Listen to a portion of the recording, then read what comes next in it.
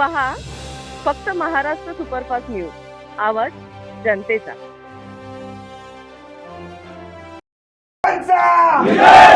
राजवाडे साहेबांचा जय मनसे. मध्ये आपल्या सर्वांचं स्वागत. आज आपण आलेलो आहोत गोरेगाव पूर्व येथे इन्फिनिटी पार्कमध्ये. इथे आपल्याला पाहायला मिळते की या कोटक बँकच्या कर्मचारीमध्ये हा असंतोष आपल्याला पाहायला मिळतो. भरपूर असा जनसमुदाय आपल्यासमोर आलेला दिसतो. इथे आंदोलनासाठी बसलेला आहे आणि त्या अनुषंगाने आपण त्यांची माहिती घेऊया. त्यांचे वरिष्ठ जे आहे त्यांच्याकडून आपण जाणून घेऊया या पाठचं नेमकं कारण काय आहे आणि यांच्या पाठचा हा जो असंतोष आहे हा नेमका कशामुळे झाला आहे आणि याच्या मागे नेमकं कारण काय आहे ते आपण जाणून घेऊ. तर तुमचं नाव सांगा. माझं नाव आहे दीपक फोंडके. मी नवनिर्माण महाराष्ट्र कामगार सेनेचा अध्यक्ष कोटक महिंद्रा बँकेचा आणि आमच्या प्रामुख्याने राज पार्टे उपाध्यक्ष महाराष्ट्र नवनिर्माण सेनेचे उपाध्यक्ष त्यांच्या नेतृत्वाखाली हे जे आता आम्ही हे आंदोलन करत आहे ते वर्करांच्या ह्याच्यासाठी आपले पगारवाढीसाठी आणि इतर या गोष्टी आमच्या मागण्या पूर्ण होत नाही त्याच्यासाठी आमच्या मागण्या आम्ही आंदोलन करत आहोत. तर मला सांगा, आपण आज आंदोलनाला आलात की यापूर्वी कधी आंदोलन केलं होतं किंवा कितींदा आंदोलन आपण इथे केलं ते अयशस्वी ठरलं आणि आज तुम्ही आज एवढा मोठा उद्रेक इथे केलेला आहे, याच्या पाठीमागचं नेमकं कारण काय तुम्ही सांगा. नेमकं कारणमध्ये बऱ्याच वर्षी आता मुलं आमची कोटक महिंद्रा बँकेमध्ये 17-18 वर्ष 19 वर्ष काम करत आहेत. त्यांना आत्तापर्यंत एकही पगार वाढवून दिला नाही आणि त्याच्यासाठी राजपाटीच्या नेतृत्वाखाली जे काय आम्हाला काय थोडेफार भेटलेत म्हणजे त्यांनी असं वाढवून दिलेलं आहे आणि त्याचे इन्क्रीमेंट आम्हाला होत नाही. त्या राजपाटीच्या नेतृत्वाखाली आम्हाला ते इन्क्रीमेंट करून आणि त्याच्यासाठी आम्ही आंदोलन करत आहोत.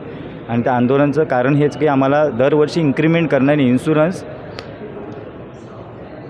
या संदर्भात आमचं हे आंदोलन चालू आहे. म्हणजे आपल्याला हे सांगायचं आहे का की 2-2.5 वर्ष आपली पगारवाढ झालेली नाही आणि त्यामुळे या कामगारांमध्ये आज असंतोष आपल्याला पाहायला मिळते. बरोबर.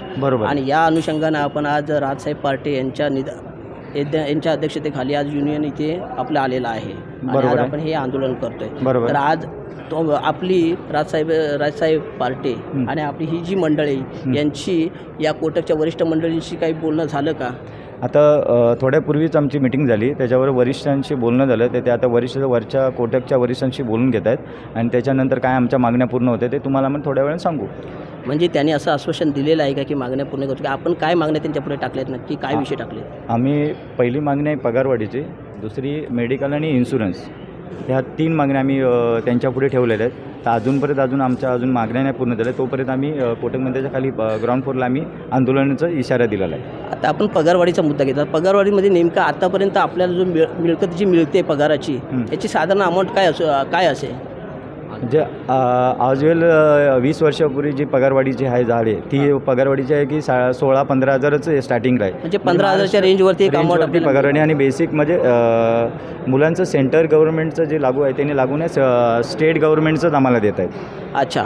आता पाहायला गेलं तर आपण हे सर्व महाराष्ट्रातील हे गोरेगाव म्हणजे महाराष्ट्रामध्येच येतं आणि आपला वर्कर जो आहे म्हणजे जे युनियनमध्ये आता हे समाविष्ट झाली जी लोकं आहेत, जे आपले जे युनियनमध्ये जी मुलं बसलेली आहेत ती सर्व महाराष्ट्रीयन मुलं आहेत. हो, सगळे महाराष्ट्र. आपल्याला असं वाटतंय का की मराठी मुलांचा आवाज दाबला जातोय कोटककडून? हां, दाबला जातो आहे. त्याच्यासाठी आम्ही आंदोलन केलेलं आहे. त्याच्यामध्ये 2 पार्ट आहे, त्या हाऊस स्पीकिंग आणि ऑफिस बॉयचं, हे दोन्ही मिळून आम्ही एकत्र मिळून आंदोलन करत आहोत. म्हणजे नक्कीच आपल्याला असं म्हणायचं आहे की कुठेतरी मराठी मुलांचा आवाज आज 2-2.5 वर्ष म्हणा किंवा 10 वर्ष म्हणा दाबल्या जात होता. मराठी मुलांची कुठेतरी गलछेपी केली जात होती. आज कुठेतरी न्याय मिळेल या अनुषंगाने आपण महाराष्ट्र नवनिर्माण सेनेचा आधार घेऊन इथे आलात. काय वाटतं, अपेक्षा काय आहेत? आज पगार वाढ होऊ शकते का? आम्हाला महाराष्ट्र नवनिर्माणाचे उपाध्यक्ष राज पार्टे यांच्यावर आम्हाला पूर्ण विश्वास आहे. ते आम्हाला थोडं म्हणजे पूर्णपणे 100% न्याय मिळवून देतील हे आम्हाला पूर्णपणे विश्वास आहे. साहेब, आपलं नाव काय? संतोष जाधव. आपण कोणत्या पदावर आहात युनियनमध्ये? मी उपाध्यक्ष आहे. ओके. आजचा जो प्रकार चालू आहे, आता या साहेबांनी माहिती सांगितली, पण आपलं मत काय या संदर्भात? आपण काय आपल्याकडून थोडी माहिती सांगा. मी एवढंच सांगू शकतो, आज आपली एवढी मराठी मुलं आहेत मुंबईला राहणारी, खास करून महाराष्ट्रातील, त्यांना कुठेतरी दाबलं जात आहे. आज वाढती महागाईला बघून काहीतरी आमच्यासाठी पण विचार केला पाहिजे होता मॅनेजमेंटनी, पण तसं काहीच नाही होतं आहे. गेले 10 वर्ष आम्ही राबतो आहे, इन्क्रीमेंट काय नाही.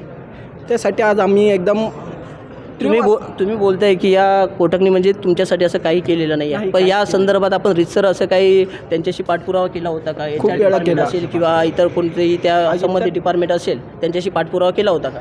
5-6 वर्ष आम्ही तेच करतोय, पण आश्वासन आश्वासन आश्वासन. नेमकं आश्वासन कोण देतं? HR डिपार्टमेंट देते की HR डिपार्टमेंटशी कोण हेड आहे त्यांच्याशी आपलं बोलणं होतं? HR डिपार्टमेंटचे जे हेड आहेत रावसाहेब कांगणे, हे फक्त आम्हाला आश्वासन देत आले आहेत 5-6 वर्ष. त्यामुळे आता सर्व जी आहेत आपली मराठी मुलं ते आता सर्वजण फार बोलायचं म्हणजे कंटाळलेली आहेत. आज ते एकदम Frustration वाढलेलं आहे. फ्रस्ट्रेशन. आज ते बोलतात ना, सर पे कफन बांध के आया है, आर या पार. आज काय होईल ते होईल, नाही तर आज आम्ही इकडून म्हणजे बघायला गेलं तर कुठेतरी या कोटकचे जे HR आहेत ते पण मराठीच आहेत आणि मराठी HR डिपार्टमेंटला मराठी व्यक्ती असताना सुद्धा मराठी माणसांची गळचेपी होते. ही महाराष्ट्रात खूपच दुःखाची गोष्ट आहे. आपण लक्षात घ्या, महाराष्ट्रामध्ये आपण काम करतो, सर्व मराठी वर्ग इथे आहे आणि मराठी वर्गाची सर्वात दुःखाची गोष्ट म्हणजे या कोटकमध्ये जे HR डिपार्टमेंटचे हेड आहेत त्यांचं नाव आता आपल्याला कळालं आहे की रावसाहेब कांगणे सर. आणि ही एक कांगणे म्हटलं तर मराठी व्यक्तीच असणार आणि मराठी व्यक्तीकडून जर का आपल्या मराठी संबंधित असा विचार होत असेल, एवढे वर्ष जर रखडवत असतील, कमी पगारावरती जर काम करून घेत असतील तर ते खूपच अपमानास्पद आहे मराठी बांधवांसाठी, मराठी लोकांसाठी. आणि जेणेकरून याच्यावरती हा कोटकचा मॅनेजमेंट आज चांगला निर्णय घेईल. मुलांचं जे काय मुलांनी टार्गेट समोर ठेवलं आहे पगारवाढीचं किंवा जे काही मेडिक्लेमच्या संदर्भात जे काही त्यांचे मागण्या असतील त्या पूर्ण होतील अशी अपेक्षा घेऊन इथे सर्व मंडळी आले आहेत. आपण पाहूया यानंतर थोड्याच वेळात त्यांची भेट होणार आहे. या मुलांनी जो आज युनियन केलेला आहे त्या युनियनचे अध्यक्ष श्री पार्टे साहेब आणि यांच्या अध्यक्षतेखाली आज इथे सर्वजण मोर्चा घेऊन आलेले आहेत. आणि मला वाटतं पार्टे साहेबांशी मगाशी बोलणं झालेलं आहे रावसाहेबांचं असं आपल्या साहेबांनी इथे सांगितलं आहे. आता अर्ध्या तासानंतर त्यांचा निर्णय येतो आहे. आपण अर्ध्या तासानंतर पुन्हा एकदा भेटू, यांचा निर्णय काय तो कळू दे. तोपर्यंत यांचं असं म्हणणं आहे की मोर्चा हा युनियनचा मोर्चा हा चालूच राहील. Maharashtra superfast news, Koregaon.